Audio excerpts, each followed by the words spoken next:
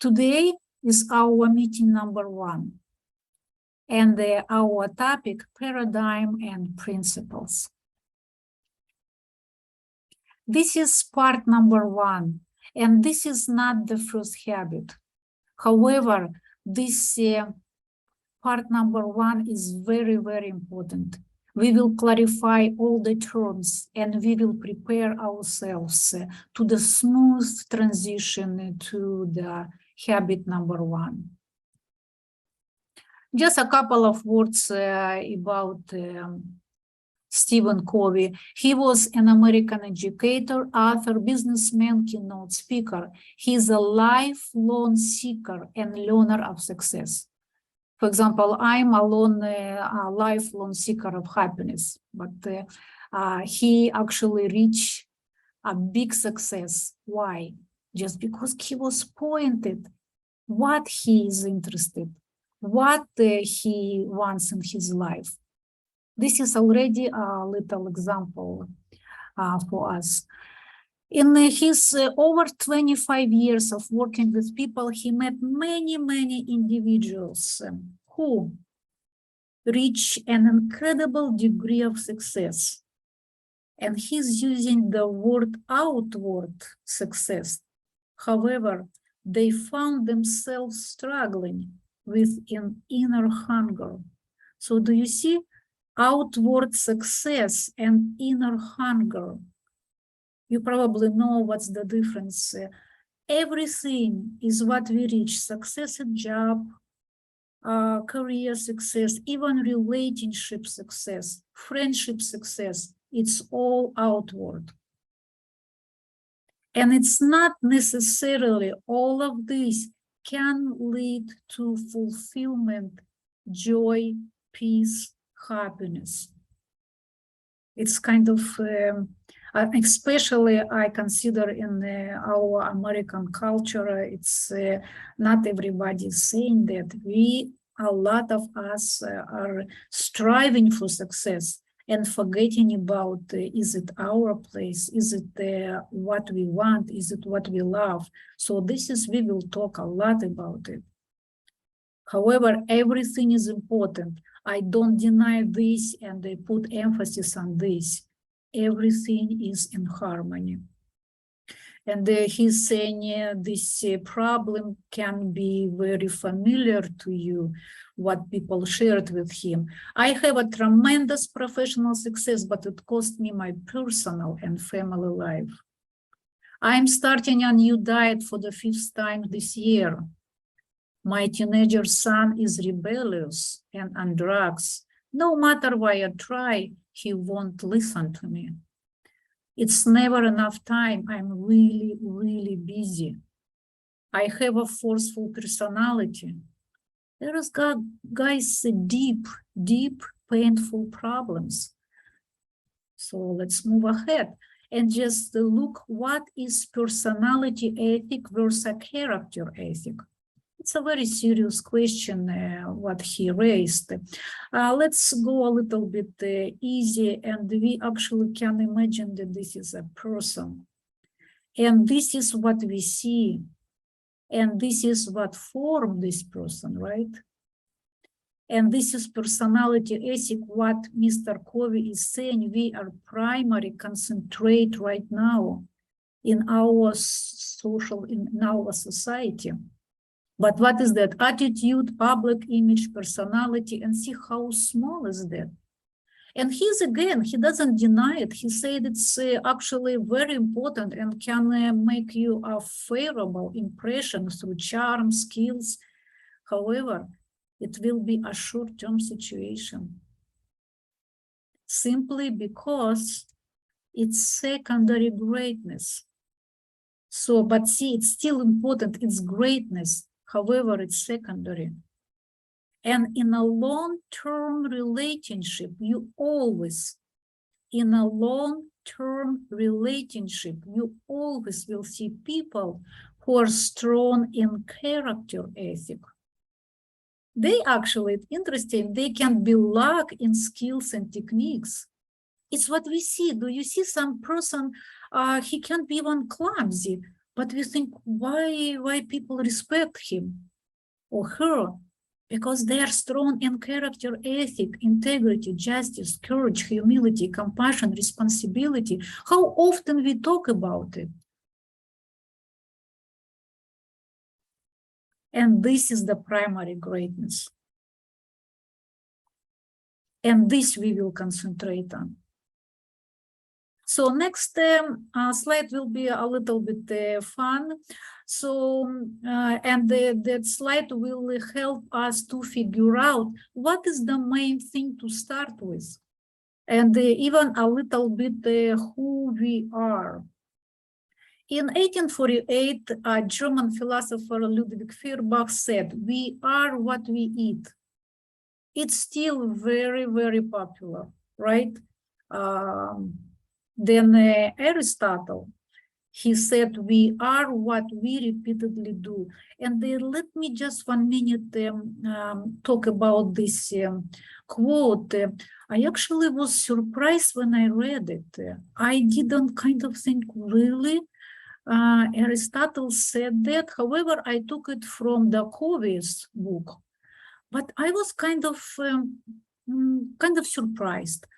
And just recently, I used that quote in the previous session, and just recently I did a much deeper research. And do you know what I figured out?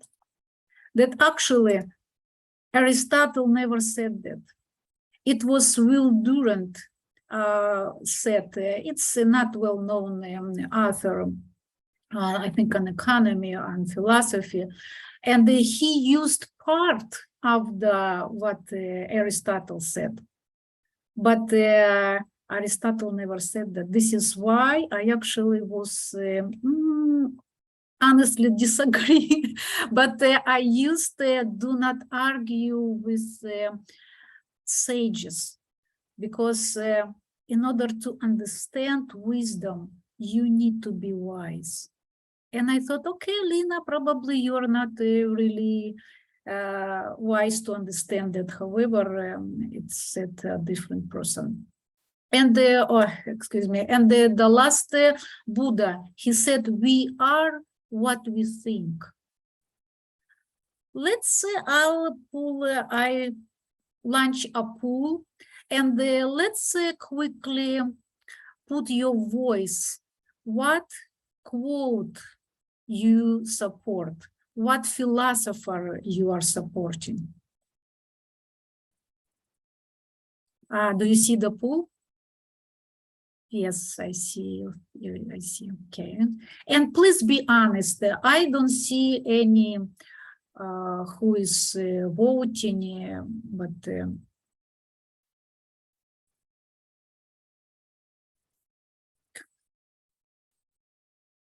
okay.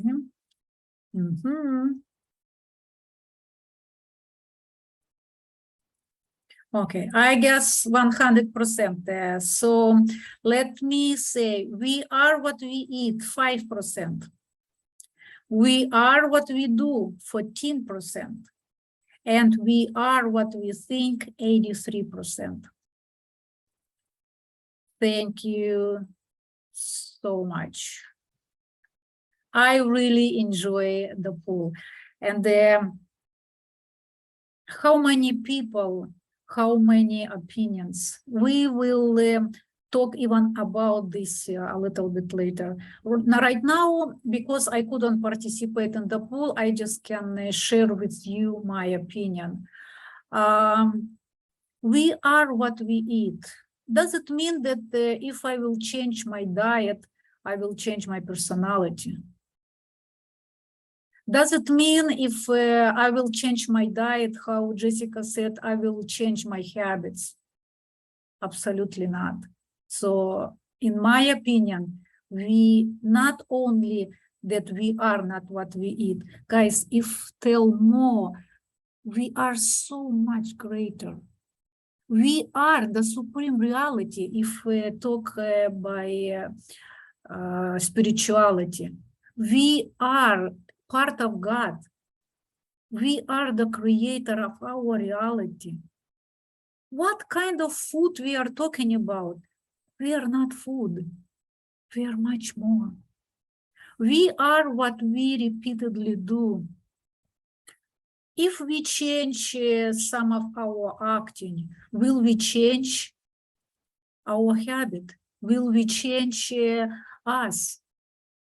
Partially, but not completely. This is why we fail. For example, if we try to go to the gym, or we try to be nicer, or we try to be like more kind, we attempt to change only habit, only acting, and it's not enough. And if we will change our thinking, then what Buddha said, all that we are arises with our thoughts. With our thoughts, we make the world. I'm totally agree. Yes, Jessica, please. I believe we can change how we respond to things, but I don't believe that we can change our core personality, our core self. Who we are, who we're born to be, that is who we are. Innately in our core being. But along the way, we adopt belief systems that are not our own. And that's what creates that inner conflict, that challenge. And that's why when you unpack our baggage, we unpack things that are not ours to get to our core self, our true authenticity. And when we can be in our true authenticity, things become so much easier. It's not a struggle. And then we can be in alignment of these action steps, these habits. So, I mean, that's what I believe. Beautiful. Thank you, Jessica. Tracy, please. Yes, I like all of the quotes. And I also agree with what Jessica just said. And I can take something away from each one. So we are what we eat. I just recently started a lifestyle change with foods that I eat, and I'm being more mindful of what I'm putting into my body, and I see that affects me greatly. So food, I think, is a type of medicine. It's going to affect me. And then we are what we repeatedly do. That goes into the habits. But it doesn't define who we are, because in my case, I procrastinate a lot, and I'm still trying to figure out why. Why do I procrastinate and make my life so complicated? But that doesn't define who I am, because I have my good days and my bad days. But all in all, we are what we think is, like Jessica was saying, our core. If we get in touch, no matter what we do in life, I feel like for me, speaking, there's always like a foundation that I'm always going to revert back to. So whatever is at the forefront of my mind repeatedly all the time is pretty much who I am as a person, what I constantly think about, what's my values, what's important to me in life. And that's just my thoughts. Thank you, Tracy. I appreciate your thoughtful adding. Let me tell you what you said, and I like it. You said that I'm mindful what to eat. So what do you think change your, I don't know, the attitude or personality, your mindfulness or the food? First, we need to decide what we do. And you decided first with your thought. So food provides you with health, but you started to be eating better because you was mindful, because you decided, and it's started with thoughts. So we are looking right now, what is the starting point? Starting point, not food. Starting point was what you were thinking. And if we are acting something, we still first we think and then we do. But thank you so much. I like your thoughtful comment. Yes, Misty, please. Okay, so for me, the reason why I picked We Are What We Eat is because being someone that was raised around depressed individuals. Mental illness runs in my family, and I struggled with getting up out of my way of thinking, no matter how many books I read or how many times I tried to change my way of thinking because of the foods I was eating. So once I changed my diet and cleansed my gut, the thinking process came more natural, because our food intake is our first brain. Technically, that's our first brain. Our gut is our first brain, and then it goes to our mind. Parasites, the DNA of food, everything that we put into us sends off these signals to our brains and activates these thought processes. So for me, I believe that we are what we eat. And if you capture and if you fix what you eat, following down a path of mindfulness it's full circle. But I don't feel like it's harder to attempt to do just think your way into something if you're putting everything in you that's against that way of thinking. Okay, I respect your opinion. Let me give you one example. Hitler was a vegetarian, and he was very, very clear about what he is eating.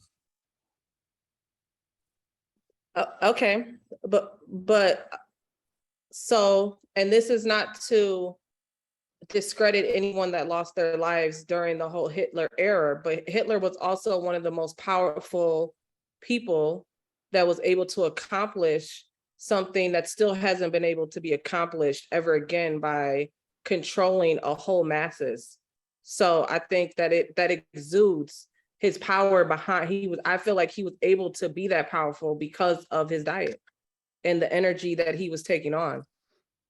Thank you, Misty. I think we need to move ahead, and I see a line of people who wants to say thank you so much. I guess you sparkle a discussion.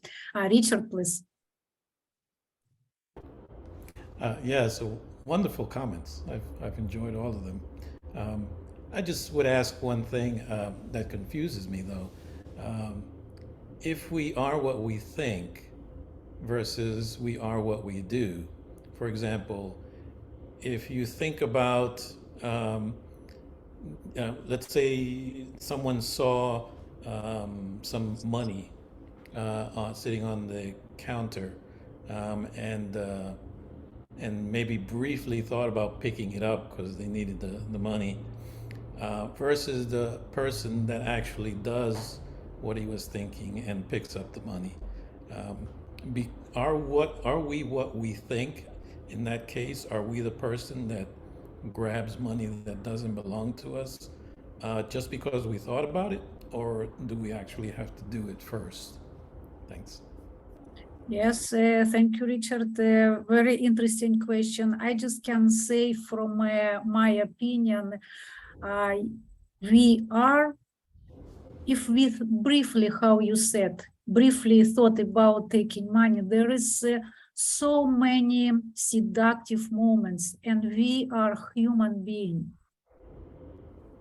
And if we, instead of take money, the thought, a good thought, we always in our mind, we have two thoughts, right?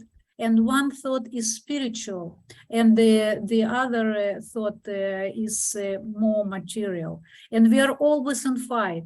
This is even in spirituality, you know, like two devils on your shoulders. And who we choose, those we are, especially if we choose it in our mind.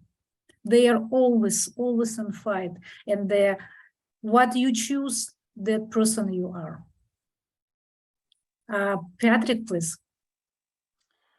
Yeah, I wish there was a choice. I say, hey, it's all three, right? And that's the camp I'm in, right? But obviously, you know, all these are connected, right? It's like thought leads to action, action leads to an experience to improve your thought, right? And then you improve your action. So it's a virtuous spiral, upward spiral, right? So it's not, I mean, so I just don't think that we can put these things in a particular silo and say, oh yeah, it's like asking the question, hey, what comes first, chicken or the egg? I mean, I still don't know. I mean, so I think this is one of these questions, like when you have a slide like this, like, hey, choose one, what do you think? But in essence, it's the whole template. And yeah,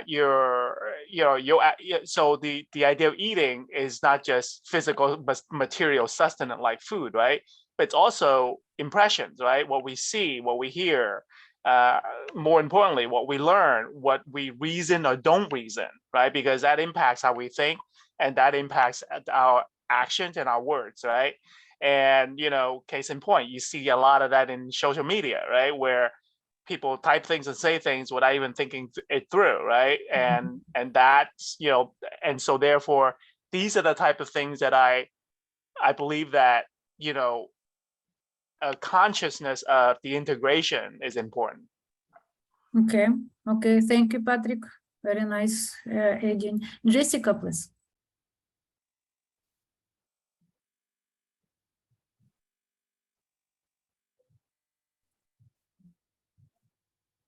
Jessica? Jessica, you're muted. Sorry about that. Why? I have a couple of questions. Why do we resist what we truly desire? And the other question is, why do we fall into repeated patterns that are not getting us what we desire? So that's the question. And one thing I want to mention is, I feel we have three brains. Really the heart brain is the first brain. Then it's the gut brain, and then I think it's the conscious brain, which is on top of our head, and the signals that come from our body trigger our minds, and but it's coming from the heart, knowing what's right and wrong, and the core values. The thing is, some people are governed by their lower brain, which is their gut. And they decide, and they kind of fall into these repeated patterns that are in the society. Everything below the conscious brain is the subconscious, I feel, programming. It's the patterns. These pattern lies in the organs and the fascia system. And I feel that these patterns, like especially the ones that we unconsciously adopted as children, they say our development's up to age 7 is unconscious. So the thing is, those are like familial patterns, generational stuff. So how do you break that pattern, right? So you can adopt a new empowering pattern that's in alignment of really your blueprint. Dear Jessica, it's very, did you finish? Yeah, go ahead. Very deep question, and it's a little bit out of our topic. We can go in beautiful deep discussion, but probably not at the moment. I can just tell again from just my opinion that every spirituality will tell you, follow your heart. And I can tell you that it's a deep, very hard and deliberate job, not job or work. You need practice as you try to reach any profession. You studying in college, you studying, you're practicing, and you are getting it in achieving your joy, love, and happiness and peace. It's also hard work, because it's many seductive moments in our life. But one answer, follow your heart. And it's that voice is very subtle. The brain is actually very loud, and the voice of heart is very subtle, but we need to learn how to listen it. Thank you. Mauticho, correct? Mauchino, thank you. Moutinho. My first name is Luis. Luis. More easy. Yes. So my answer, we are what we think, but I think the three things are okay. The three things are right, because I agree 100% about the Patrick says we are what we eat. We eat not just food, we eat everything that we watch, everything that we hear. So this is building our mindset, you know. So the three philosophers are right, because all that's integrated, like Patrick said. So my answer are, we are what we think, because the law of attraction is the most important, because we attract all that we think all the time. So that's my answer. Thank you. Thank you, Luis. Carlos? Microphone, please. Okay, there it is. Thank you. I'm sorry. Yeah, I like a lot of what's been said here. Boy, this is some deep thinking stuff. Put down where I voted for We Are What We Think. Some years ago, I read a book called As a Man Thinketh. And it was this little book, but it kind of had a lot of wisdom in it. Some of it similar to Mr. Covey's. Now, my profession, I realized that, like, if I'm looking at somebody who's been embezzling something, sometimes it's the person's not good. Sometimes it's the situation to make a good person do things that they wouldn't normally do. We all have this stimulus response where we're responsible for our responses regardless of the stimulus. Some people at certain times turn it wrong. As others to say, no, I shouldn't, cheat on my spouse, or I shouldn't take that money, or I shouldn't eat this, or what have you. As the maturing process goes on, though, part of what I think our responsibility is, and for my life specifically, I was very immature some years ago, and I had a lot of problems, a lot of things that I had to finally realize it was me making those decisions. And somewhere I heard, if you can change how you respond to life, then you can change your life. So at that point, the awareness of, a little more, what am I doing? Why am I doing this? Try to get in touch with it. Then I could stop that moment, then probably choose a better decision that empowered the direction I wanted to go in, which came from, Mr. Covey's words here in his book, and there's a few others too. But again, we're all kind of in various stages of development. Some of us stronger in some areas and weaker in other areas. It depends, whether it's our health, whether it's our finances, whether it's our personal relationships. Those are the three, I think, most important areas in our lives. But we're given very little instruction on how to do those things, or how to do successfully. Where some people are successful financially, maybe they have a problem with their emotional relationship with kids or their spouse. Some people are good with their kids and spouse, maybe they're not too healthy with themselves. Again, as we grow and mature, I think our goal is to be, we're never going to be perfect in all of these things. But I think, along with Mr. Covey's book here, this improvement, as long as we're striving for it, is the best we can do. We're all not perfect. We're never going to be perfect. But as long as we're on that road trying to improve our areas and ourselves and our lives, then yeah, we enrich the people around us. The essence of his book is here. So that's what I had to say. Thank you for letting me share. Yeah, beautiful, very nice summarizing. Thank you, Carlos. So just the last word, and again, guys, it's just pure my opinion. I'm staying with Buddha simply because from thought everything starts. This is why we are what we think. And again, I value absolutely everyone's opinion. So let's move ahead. Beautiful discussion. Thank you so much. I enjoyed. The power of paradigm. So what is paradigm? It's actually a scientific word, and don't feel like low if you don't know it. It's not very often used word. So what is paradigm? Carlos?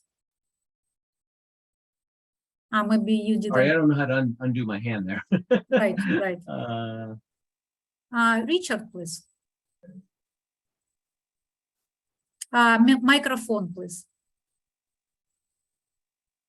Paradigm is, I believe, the way we see things, the way we interpret it, based on how we grew up, what our experiences were, and how we choose to view things. Bingo. Jessica? Yeah, I agree with him, and also I believe there are the old ways we used to react to things, the old organization. It's like an organization patterns. I believe it's like a pattern, an organization of how we manage our life, of how we manage people. Like for example, corporate. For example, the way they manage people is now going through a shift. Yeah. So they're putting, instead of putting money above people, now they're transitioning to people above money, above the bottom line, and investing in their own people. So that's a paradigm shift, I Right. believe, the power paradigm. Nice, nice. Thank you, guys. Very good description. So, in other words, paradigm is a belief system or value system. So, interestingly, Mr. Covey compared paradigm with a map. He's saying everyone can come to their destination by different ways. We just prove it. We were saying many different ways about those philosophers. And every single person was right. However, some of them can come later, come faster. The other don't come to their destination at all.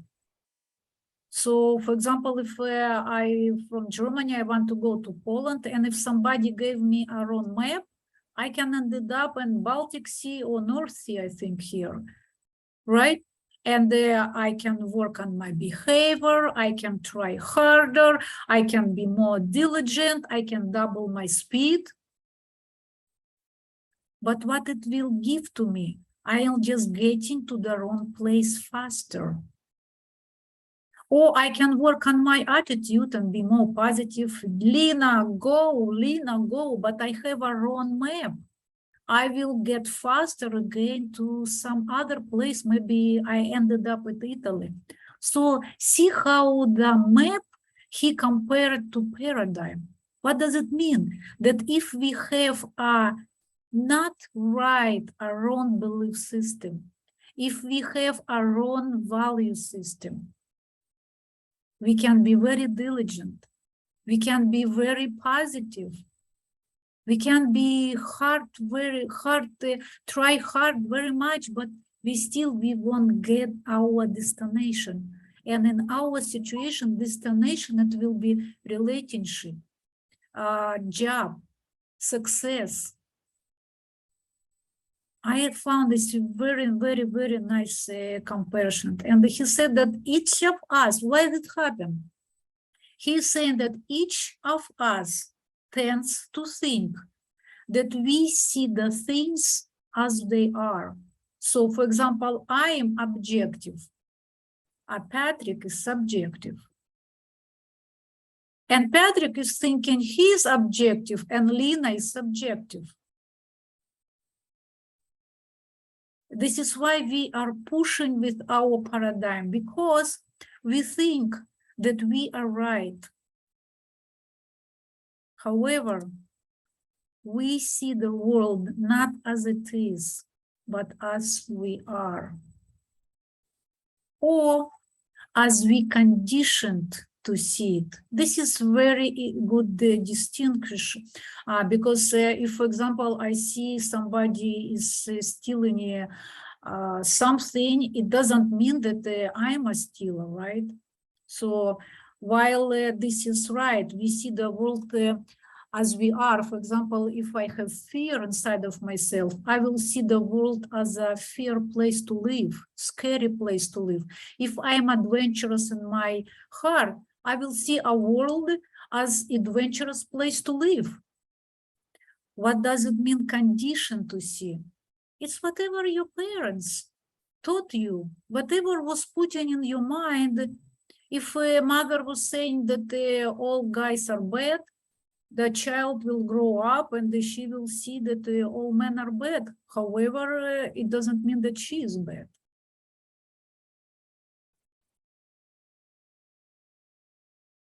And when the other people disagree with us, we immediately think something is wrong with them, not with us. However, it doesn't mean that there is no facts, and it's actually very important. Mr. Covey offered a very good example from this chapter about what kind of problems they had with their son. And Mohammed, what did you want to say? Did you want to say something? Yes, ma'am. Are you referring to me? Say it again. Miss Lena, are you referring to me? Okay, you raised your hand. Probably Yes, by ma'am. mistake. You can hear me? Yes. Yes, ma'am. I want to ask the following question to the crowd. What are the thoughts of the individuals in this group about how the mother is treated during the pregnancy in the development of the consciousness of the child? Professionally, my background is as a physician. I have perceived that those pregnancies and those communities in which motherhood is truly cherished and the women are taken care of, those children, even before they are born, even before their consciousness manifests in the physical realm, outside of the womb, there seems to be a dramatic effect upon the development of the consciousness dependent upon how the mother is treated. This is just my observation. This is an N=1 type situation, but I do want to open this up to the group if you all are able and willing. Thank you. This is a very, very interesting question. I'm afraid if we will start to discuss this question, we will go out of our topic. And I will answer what I think, and if somebody wants to say, I will ask just one person for that. Everything is important. We don't need to over-evaluate, again, it's just my opinion. For example, period when a child is a womb of the mother, of course it's important. You're absolutely right in my opinion. But then child is born, and while he is growing up, it's again everything important. We are a combination of everything. We are not just when we were in womb and then everything is settled down and we are done and we don't need to do anything. A child is developing until 5 years old. And it's even called like he's a king. And then until 14 years old, it's also child developing. And after 14 years old, then our child is formed. And then he considered to be grown up and adult. Okay, I'm not actually too proficient in it, and I just shared my opinion. Thank you, Mohammed, for this question. Jessica. Great.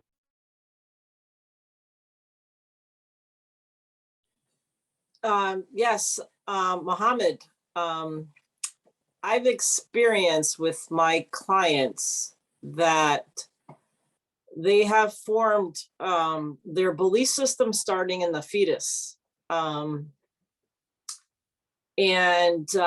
by their mother's experience, like their environment that they live in, if they live in a dysfunctional family, you know, going through a lot of stress and trauma, I believe that impacts the fetus and impacts the child when they're born. They're born under distress, and they have these because when I work with my clients, we go really deep to actually birth, and they have memory. Because I use hypnotherapy, and they have memory even being in their fetus of the mother. Sure. And I find it it's very fascinating. Even they come in with consciousness before they're even born. Because I have clients that remember their past lives. So they come in already with patterns and generational stuff as they enter the womb and then when they're born into the world. So they have, they come in with memory, they come in with consciousness, their own consciousness on top of the environment that the, you know, in regards to the mother and the womb and the development of the fetus. So yeah, I have a lot of experience with some clients that I work with and had some fascinating findings. So those are my comments. Thank you, Jessica. Thank you. Thank you. So let's come back to COVID, to 7 habits. So I was telling you that he's offering a very good example about paradigm, about what kind of problems they have with his son while he was in school. It's kind of about his immaturity. Does anybody remember that that example? Richard, please. Yes, I remember, and I enjoyed that example in that with his son, they were having difficulties in his progression, his school, his athletics.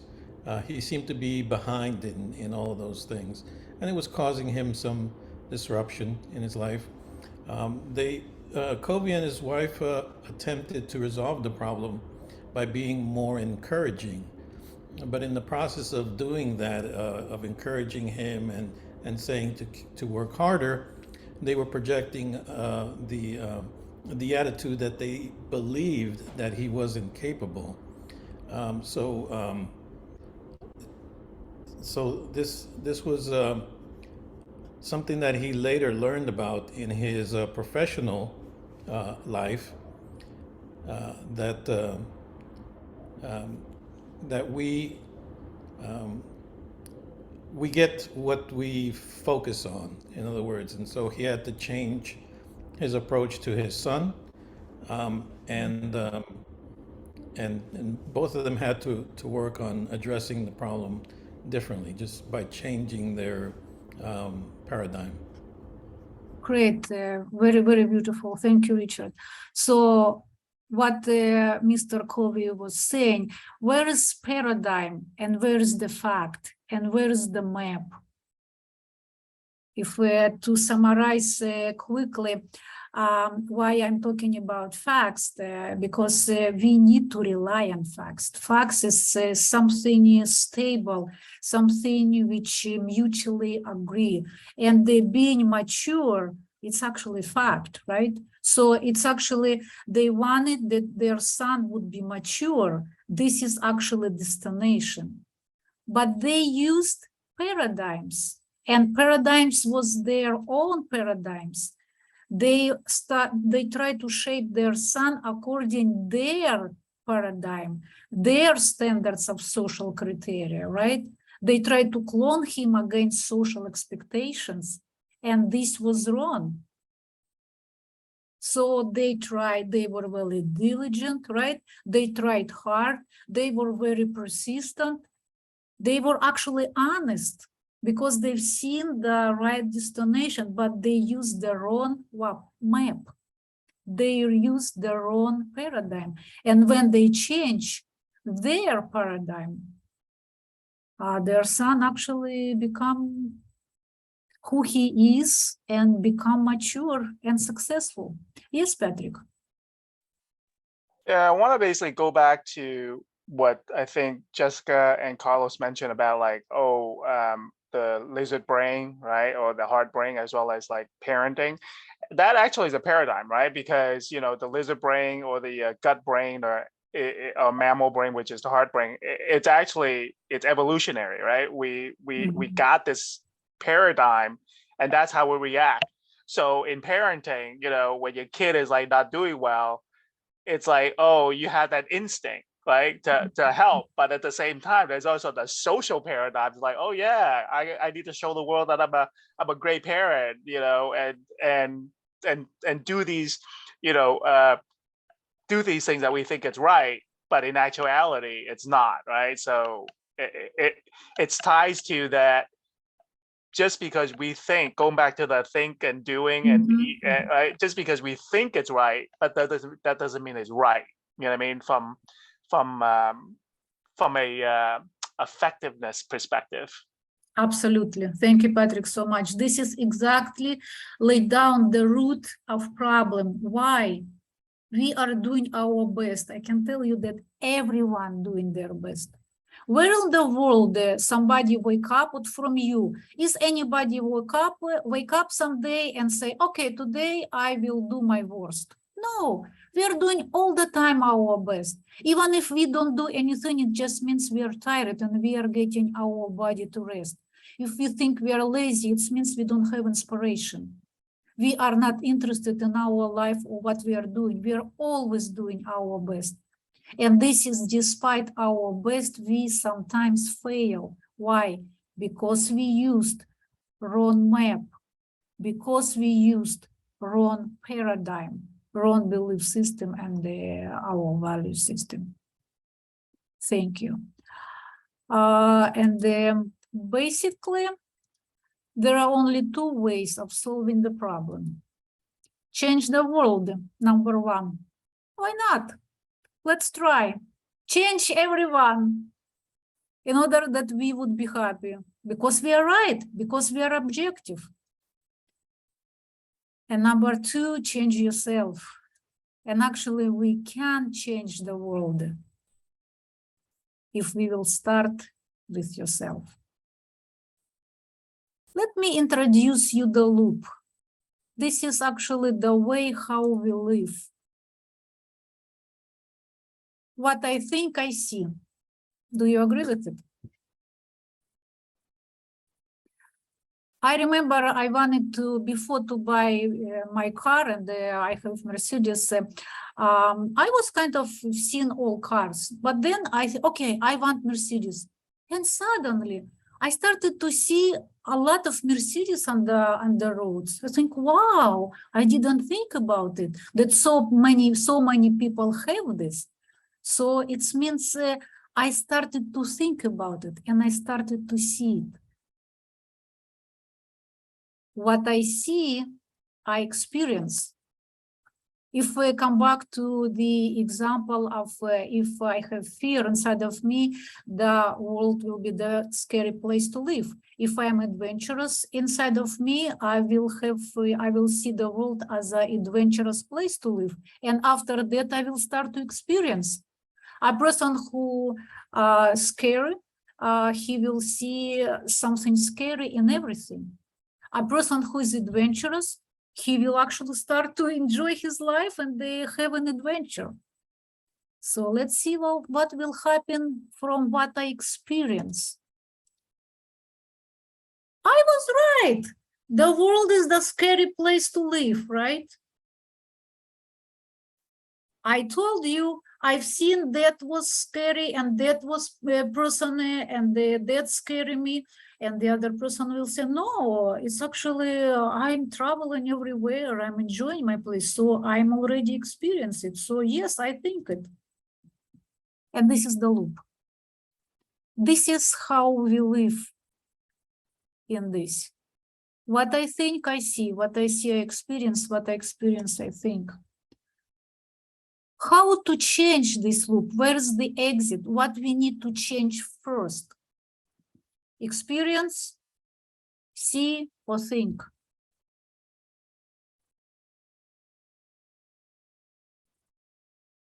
What to change first? What I think. Absolutely. Absolutely, guys. And it's kind of insanity, right? To live this way, but it's how we live. And right now somebody told how to go away from it. We need to change what we think. Who knows the formula of insanity? Did you just say the meaning of insanity? Is that what you just said? No, the formula. There is a formula of insanity. Oh. It's okay. I Well, know yeah, that. but that's what I was gonna say. Doing the same thing over and over, again, expecting Yeah, a yeah, different yeah. response. Yeah, Sure. sorry.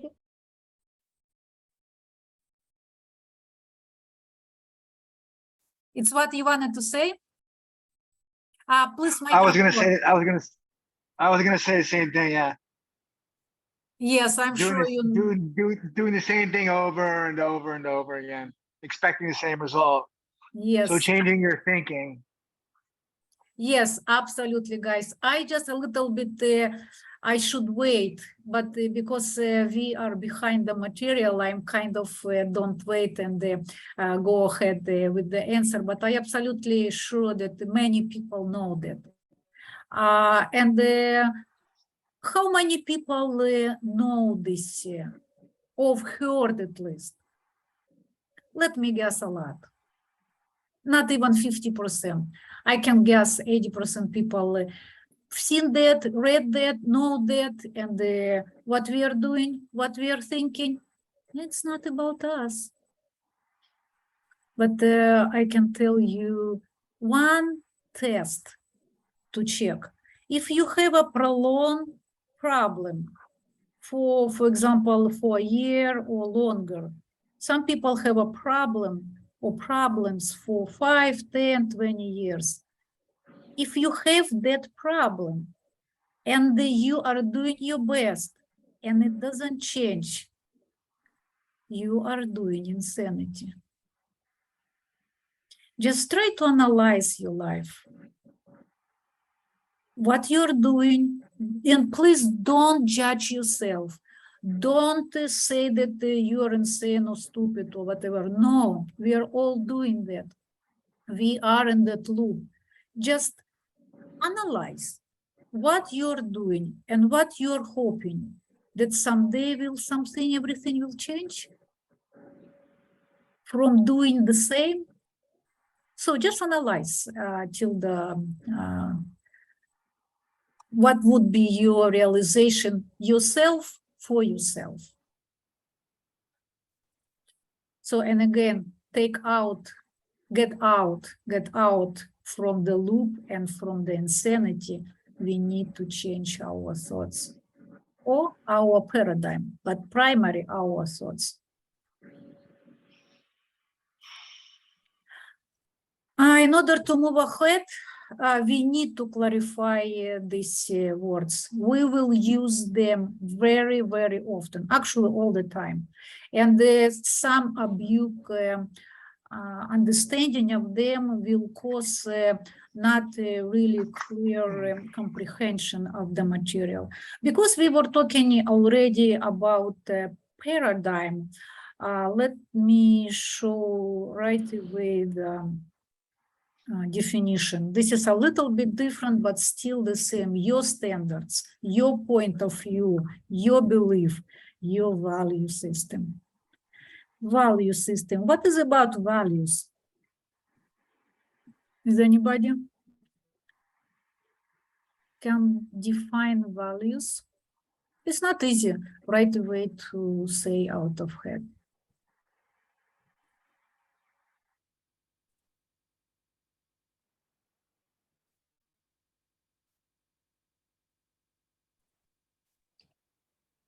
Value could be something which you stand for, and you know it's something which has been inculcated in you by your parents. So that's how I look at it.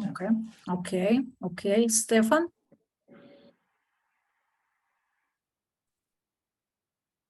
Stefan, microphone, please. Okay. So it's what you think is important in life. It's what your mind is drawn to, what you Nice, focus on. nice. Carlos? It's a standard we try to hold ourselves to. Perfect.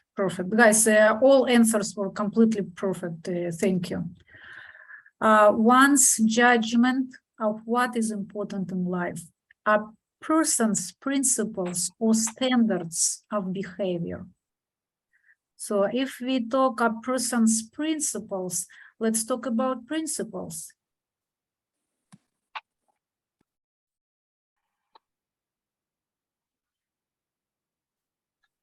Principles are very important in Mr. Covey book. Is anybody? Patrick? I mean, principle to me are the universal rules that you live by, right? Bingo. And Go ahead. Bingo. oh, that's it. Bingo. Richard. I was just going to add a sense of what is right and wrong. Okay. Okay.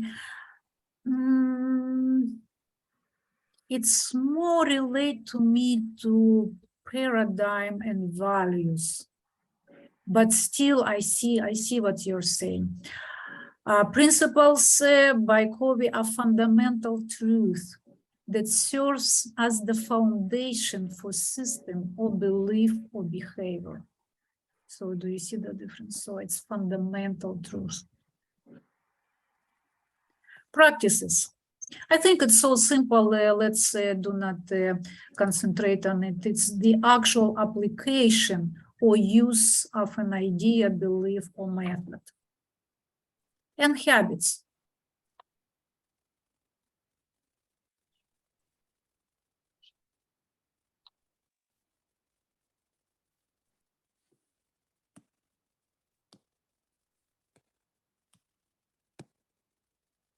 Stefan?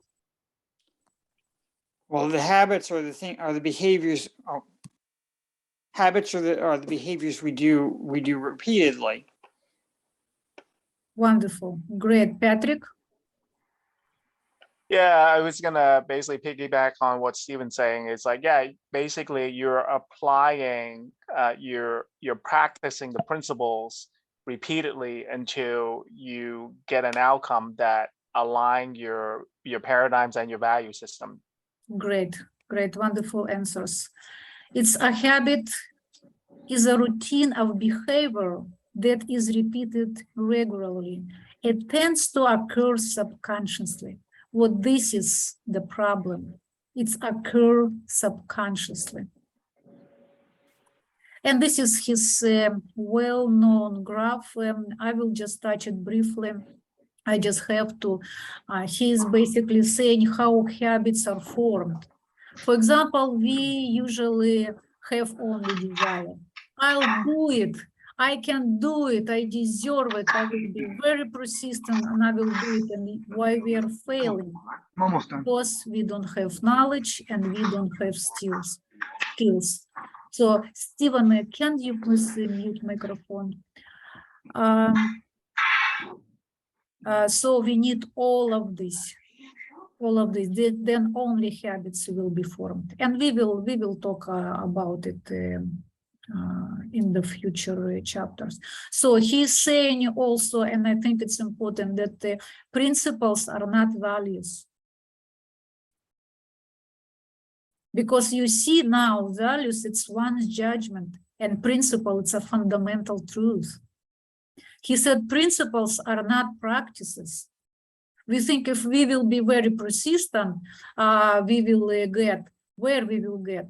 We can get to our values, we can get to our paradigms. We need to, so he's saying basically that practices can be changed. However, this is very important. Principles are not. And these principles, guys, we will learn or we will review. And these principles are fundamental natural principles, which Mr. Covey will discuss, and they are unchangeable, how I said before, as the law of gravity. They are simply universal. They don't belong to any esoteric or particular religion. They belong to nature. They belong to universe. They are fundamental. And if we will apply these principles to any area of our life, they will work. I guarantee you that. And this principle we need to put into habit. However, desire we have. Everyone who is here have a desire, right? And Mr. Covey will help us to give us knowledge and skills. And then we will work diligently to form a new habit. And I can tell you, it's a hard work. but it can be enjoyable work. It will depend how we will react on it. But be a better version of ourselves will bring us more happiness, will bring us more joy, will bring us more love and peace. Isn't it a little reward? It's a huge reward. So we need to put our practice to get new habits.